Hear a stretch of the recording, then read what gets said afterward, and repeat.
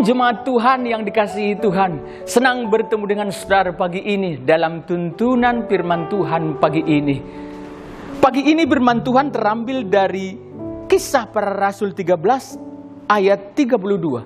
Berkata demikian, "Dan kami sekarang memberitakan kabar kesukaan kepada kamu, yaitu bahwa janji yang diberikan kepada nenek moyang kita."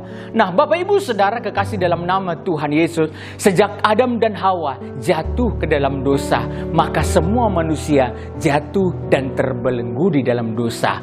Manusia berusaha untuk menemui Tuhan, tapi manusia tidak dapat. Manusia mencoba segala usaha dengan agama, tapi kabar buruknya adalah bahwa agama tidak dapat menyentuh Allah.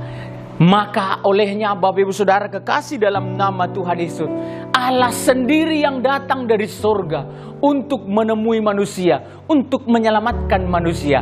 Maka hari ini kita menerima kabar kesukaan, yaitu kabar baik tentang Yesus Juru Selamat yang menyelamatkan manusia dari dosa. Sekali lagi, bahwa persoalan manusia bukan sakit penyakit. Persoalan manusia bukan tentang penderitaan. Persoalan manusia bukan tentang kemiskinan. Tapi persoalan manusia adalah tentang dosa.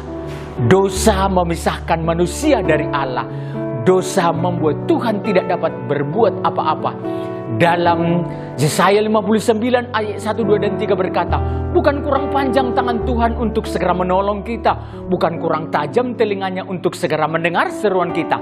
Namun yang menjadi pemisah antara engkau dan Allahmu ialah segala dosa dan kejahatanmu."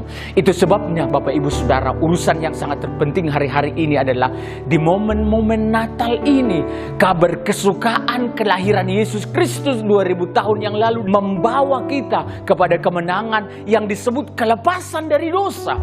Itu sebabnya kabar sukacita, kabar penyelamatan yang oleh Yesus Kristus harus kita maknai dengan kita hidup di dalam kabar itu, dengan mengenakan kematian Yesus yang menghidupkan kita. Seperti Paulus berkata, "Namun aku hidup, tetapi bukan lagi aku sendiri yang hidup. Kristus hidup di dalam aku." Pertanyaan saya sangat singkat Bapak Ibu Saudara. Apakah dalam pengirimanmu bersama dengan Tuhan, apalagi di momen akhir daripada tahun ini, sudah melekat dan menghasilkan buah? Kalau kita sudah ada di dalam Kristus, maka kita mengenakan hidup yang baru, yaitu hidup yang ada di dalam Kristus. Hidup yang berkuasa. Tubuh kita menjadi baik Roh Kudus di mana Roh Allah berdiam. Maka maknailah kabar kesukaan ini di dalam Kristus Yesus yang membebaskan kita. Haleluya!